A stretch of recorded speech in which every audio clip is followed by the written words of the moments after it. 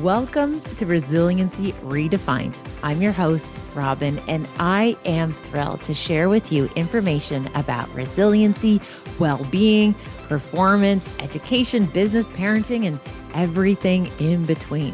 I'm committed to joining you each week to talk about these big ideas and bring them into action, habits, tools, strategies, tactics that allow us to finally uncover what it takes to truly be well. And I'm just so excited that you're here.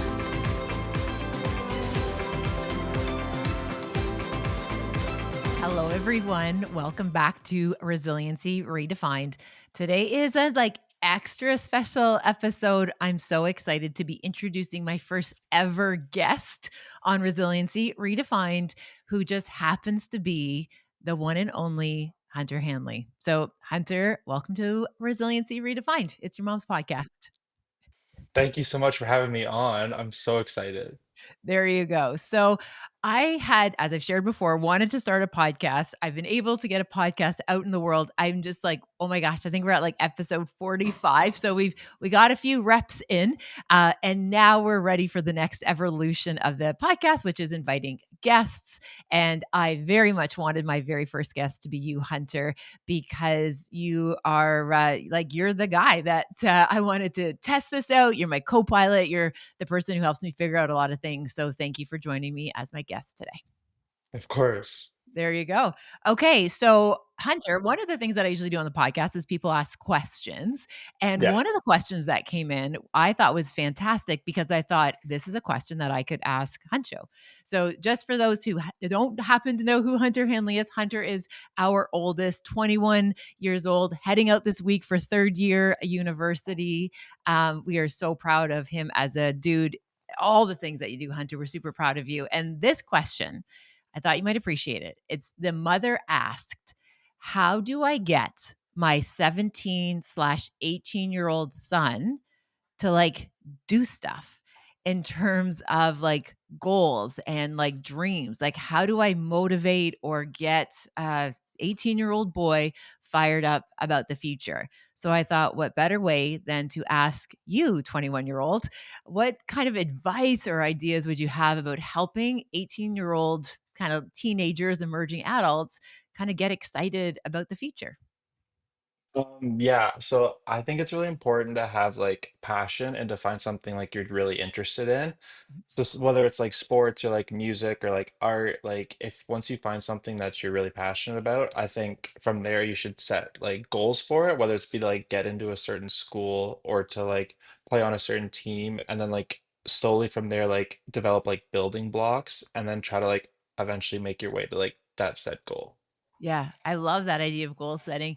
Now, Mhm. Hunter, what do you suggest given that the reality is teenagerhood for your group, like your age demographic, like with all of the interruptions with COVID and just the fact that the world is wildly unwell and there's so many pressures, I think there's a tendency for teenagers just to kind of put in their headphones and their hoodies and kind of go into their room and block out the world because Mhm. it's scary, right? There's so much pressure in so many different parts.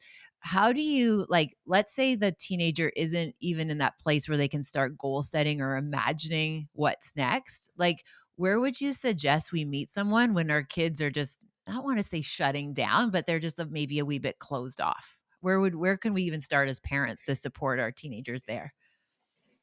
I would say the most important thing you can do to support your teenagers is like to find common interests like you have with them, or like even take into account like their interests and do it. Like I remember when I was a teenager, like you'd always like want to do stuff I was doing. Like every Sunday we'd watch the Cowboys play, or like you'd always take me to like movies I wanted to go see, or like you'd always let me hang out with my friends. So I definitely think that you have to take account to like their interests, and like their interests might not be the same as yours, and like that's okay, but you just have to like come down to like meet them halfway almost, and then Yeah. find some like common interests as well. Yeah, I appreciate that. And Hunter, it's interesting because I think there's so often that, a lot of parents I know from a parent perspective feel as though we have to make sure our kids are on the right track, make sure that our kids are doing things that are like productive for their big bright futures. Mhm. And one of the things that I noticed, especially with you and your siblings, is that there's something about like enjoying just the time right now, right? Where not everything has to be like building for the future. Yeah, So for example, just like, yeah, like just hanging out and enjoying watching the Cowboys play or hanging out and, listening to, your kid talk about Minecraft or whatever is of interest. Like not everything has to be like a lesson or like a teachable moment. Can you tell me mhm. a little bit more what you think about kind of that idea? No, I think that's a really good idea, especially with like not everything has to be like super serious all the time. Like, of course, obviously there's times where you like have to lock in and be focused, but like if you can just have fun with your kids and like be silly with them, especially like as teenagers, like some of them won't want to do that, but like if you can push them towards like maybe getting out of their comfort zone, I think it would really be beneficial. Yeah. So can you imagine like if you are very fortunate, Hunter, in that you have an amazing group of friends, right? You have a great Yeah, group of friends up at university. You have a great group of friends here in Peterborough. You even like, hey, let's give a shout out to the Panthers. Like you still have your elementary yeah. school boys that you hang out with. If you like just hearing, these different kind of groups of friends and things like that, what do you think is like weighing the most on people's heads and hearts right now? Like, so if you think about, like, again, the demographics of your friends, what do you think they're worried about? Or what do you think they're thinking about? Or what do you think parents need to know about these age groups? I just think with like within our friend groups and stuff, there's a lot of like social dynamics, Yeah. which can be like really good at sometimes, but can also be like tricky. That and then I think school and like work stress would probably be like the biggest things for like people my age kind of thing. But like I was super fortunate that like I have such an amazing group of friends and like I have such an amazing support system that where like I've never personally had to like really struggle with any of those things, but like I know they're there and like I'm aware of that. Yeah. Well, thanks, Huncho. So when you think about the things like, so what I hear you saying is like kids are worried about like, just like the future, right? They're worried about Mhm. school, navigating jobs. There's also a lot of social dynamics and pressures. What are your thoughts on, like, let's say, for example, like teenagers and like cell phone use, for example? Like, I know a lot of parents I speak to say like, oh, my kid is always on their phone. And I know me personally, when I hear a parent says, "Oh, my kid's always on the phone," I usually kind of push back in the grown up and be like, "Are you always on your phone, grown up?" Because a lot of times the parents that are like complaining about their kids being on their phone all the time, like they themselves are on their phone. So I want to hold Yeah. grown ups accountable. What are Mhm. your kind of thoughts about how kids are experiencing like cell phone use and technology? From somebody who like you're in it, like you live in this ecosystem. Yeah. And then so my thing is that I try whenever I'm on my phone, I'm trying to be like as productive as I can, or I'd like set like limits for myself. Maybe like, okay, like I'm only gonna be on like social media for like an hour a day or something. And then the biggest thing I found with the cell phone use, like when I was a teenager, was when we were at home, like for dinner, like there was no phones at the table allowed, and then no phones at like during like when we'd have like family movie nights and stuff, there was like absolutely no phones allowed, which I think really helps us connect, like connected a lot as like a family and then like me and my siblings and stuff. It was really good. And then I also think that um having like the no phones at the table, like we were all talking about like how like our days were and like what was good and like what maybe wasn't so good, which is like my biggest takeaways. Yeah, I appreciate that reflection. Thank you. Another question I'm curious about. So, as I said at the top of the show, you are going to be heading out to school on this upcoming weekend. We're going to Yeah. transition to Hunter back at school. What are some, and that transition's hard, I think, for everybody. It's hard on our students. It's also hard on mom and pop's hearts, like we know, and Mhm. even your siblings and heck, the puppies, right? Like there's so many different dynamics. When you think about, kids going off to school and, chasing these big bright goals, what are some of your tips or suggestions that you would want like parents or supporters to do for their kids when they're going to school, like transitioning to school? Like what can we do as grown-ups to like support you guys as you are heading back to your post-secondary pursuits? My biggest thing is when I go back to school is like I always find the first week like really tricky and then I'll like settle in. But Yeah. my biggest thing was like with you guys when I was moving away, like I knew I was always supported, like even from afar. And like even like I know there's so many like people I could text or call like if I ever needed anything. And the thing I liked the most that you did was you gave me like space where I could was able to like grow as a person and like learn things on my own. But like I knew you were always like one phone call away, or like if I ever needed you, I could like call you and like you would come see me, or like I could always come home, which was like my biggest like blessings for sure. That's really cool. Thanks, Huncho. And I also like that we always made sure whenever we said kind of see you later, we knew when we would like see each other again, right? So we Hmm. knew we were going to have a touch point in the future, which I know personally for myself, that made a big difference just because as we say, like Hunter, you're like the golden retriever of the house in the house full of Yeah. chocolate labs. Like you bring in the fun and the joy and like you're missed terribly when you're at school. So we want to make sure it's that dual truth where we're supporting you and you're doing your big bright thing and your future. Hmm. But you're also missed when you're not here in the house too. Yeah. Yeah. Thanks, my love. Oh, you're welcome. Very good. So, when you think about Hunter, what are some of the things that you think that, like, again, when somebody's going off to school, like, you have people in your corner that are supporting you. Let's Hmm. say somebody has, like, maybe a first year student who's out there. A little shout out to, Jackson Filler just started at GCU. We know people that is Yeah. their first year. What are some of the pieces of advice you would offer first year students of like when you go to school for the first time? Like first year students, what information would you want them to know? I definitely think like having, like, a good routine, like, sets, like, everything, so, like, Yeah, I would, like, wake up at the same time every day, like, do the same stuff, like, find interests you like to do, like, for, like, going to the gym, for example, or, like, walking outside or, like, being in nature, like, I definitely think, like, it's not all about, like, the schoolwork, like, yes, that's yeah, important, but, like, especially for, like, your mental health and, like, your social life, like, it's important to have, like, a really good balance. yeah. So, like, I think and, like, my thing is I always do the hardest part of my day first, whether that's, like, going to the library, like, reading a chapter, like, I'll always do that part first, and then from there, I'll, like, decide, like, what I wanna do with the rest of my day. Right. I love that because you're kind of getting the harder part over while you have like good energy and you're well Mhm, rested. Yeah, I love that. Can you tell me a little bit about how do you think because you obviously had a pretty awesome career with your sports. How do mhm. you think your sports impacted or influenced like how you think about like even structuring your day or trying new things? Like, can because I think often we talk about this idea that we learn so much about sports more than just like what you do on the field or on the court.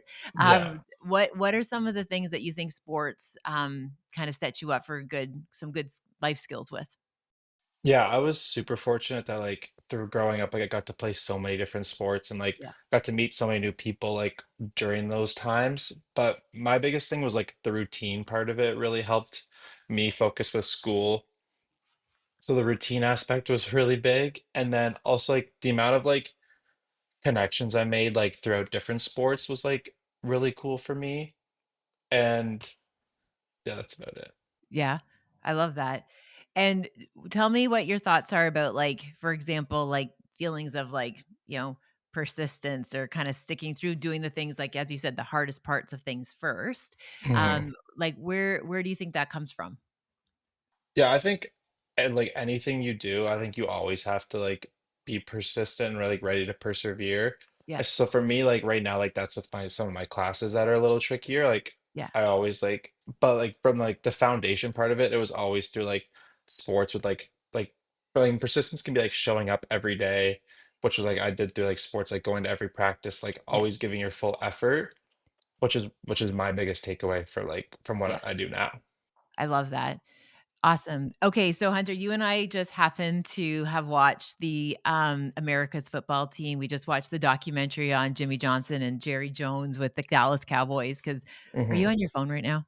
No, no, I'm not on my phone. Oh, just teasing. I thought No, I'm no, teasing. you scared me. Oh, I scared you. No, No.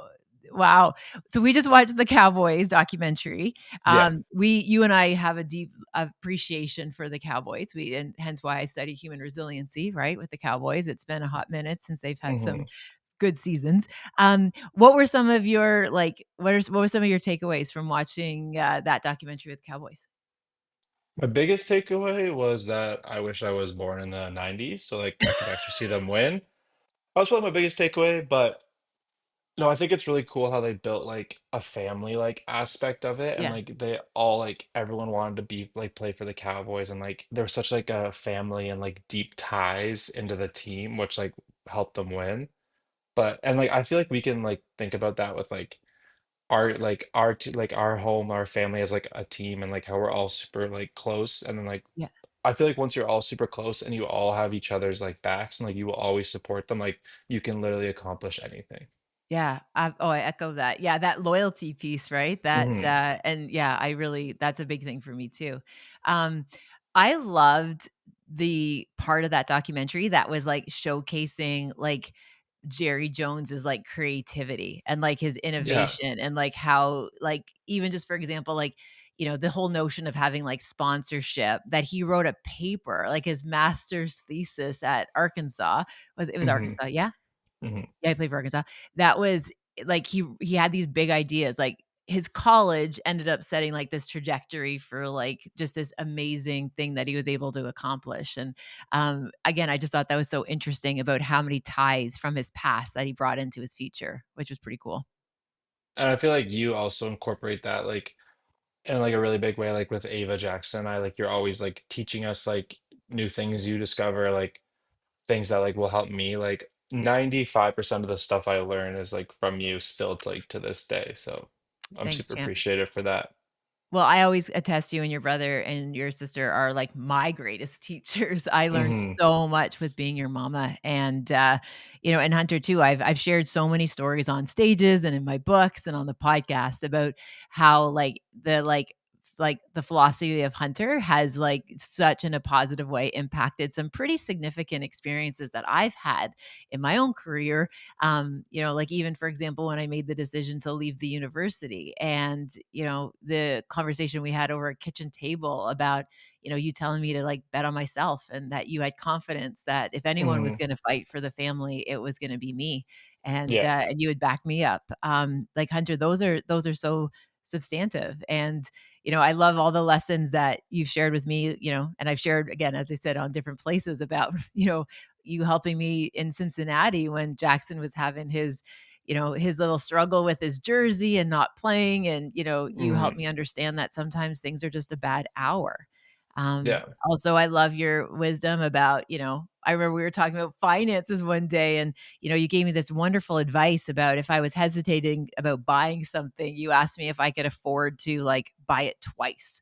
And I remember that, like, Yeah. stopped me in my tracks, and I was just like, "Oh my gosh, that's such sound sage advice." Like, if you can afford to buy it twice, then chances are it's something that's within your means. And I Hmm. remember you telling me that, when I asked you where you learned that piece of knowledge, that financial fun fact. I believe you accredited Jay-Z with that piece of Yeah. I knowledge. think Jay-Z was. that was one of his. I didn't come up with that, but I still apply it to stuff today, especially like Yeah, bigger purchases and things like that.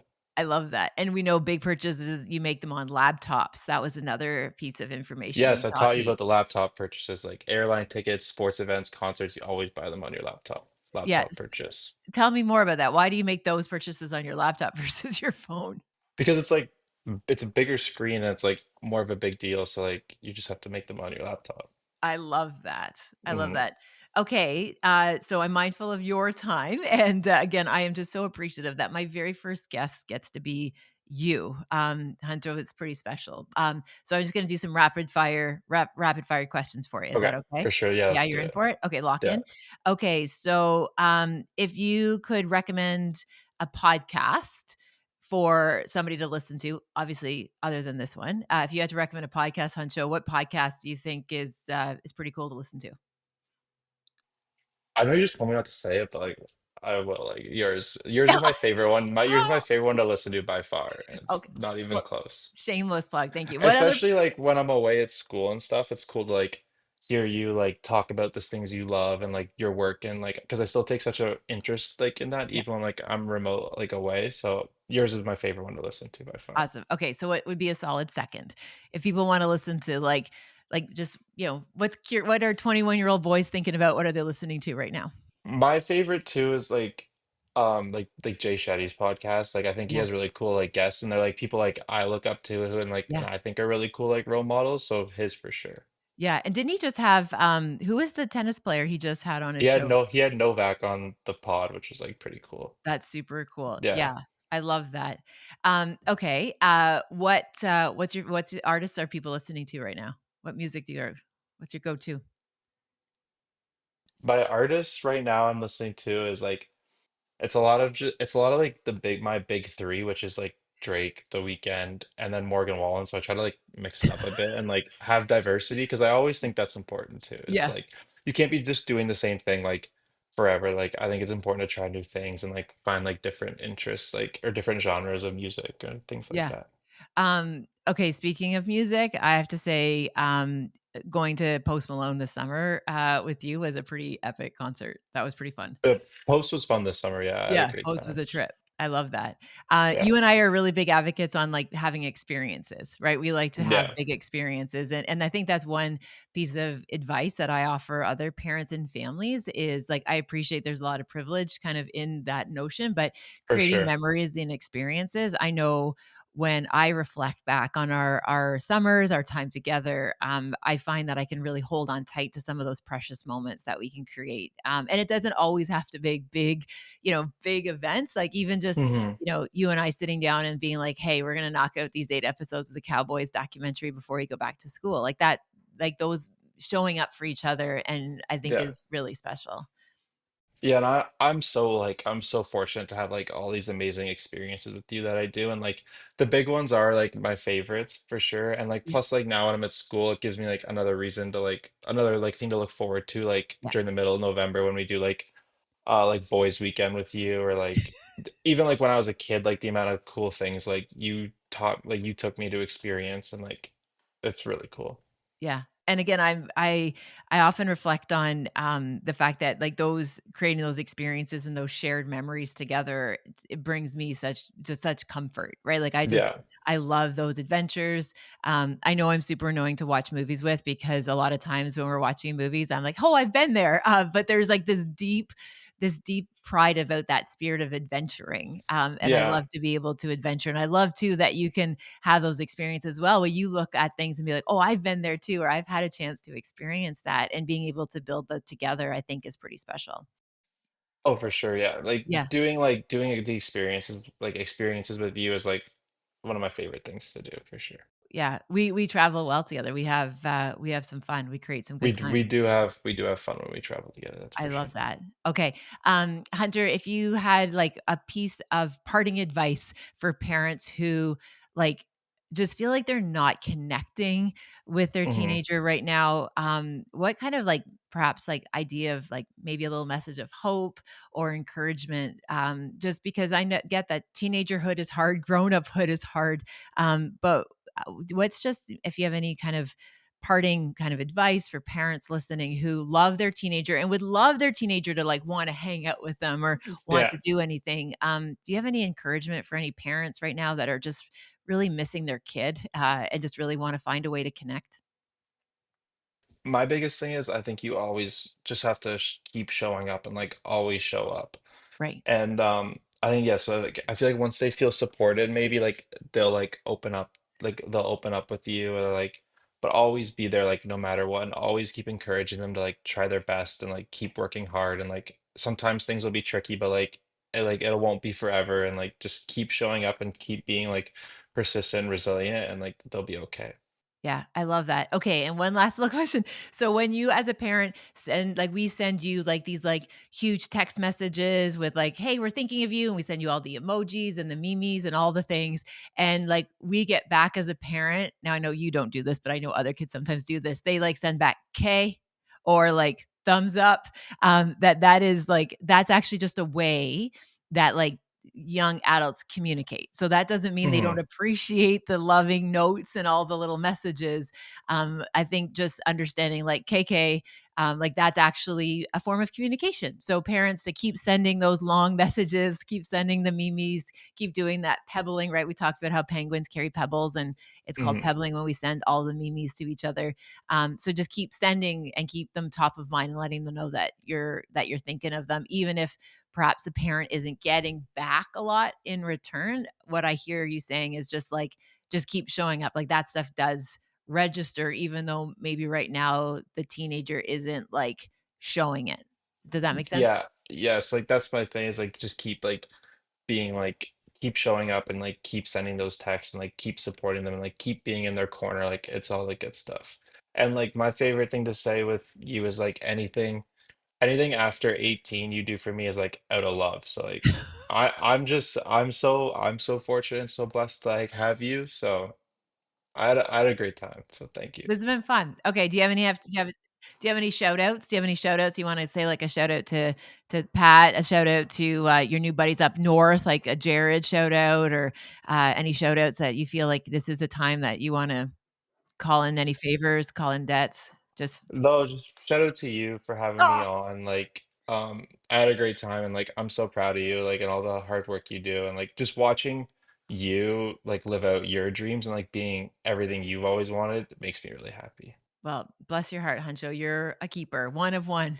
You are one of one. And Thanks, out mama. of thank you for being my test pilot to have a guest. I know that you and I we can figure out anything, and so For thank sure. you for showing up for this. And I hope people listening, I hope this has been useful. And again, I just thank you, Hunter, for being you today, but always you are one of one. So thanks. And folks, please tune in next time. We'll have another series of guests that are going to be joining us.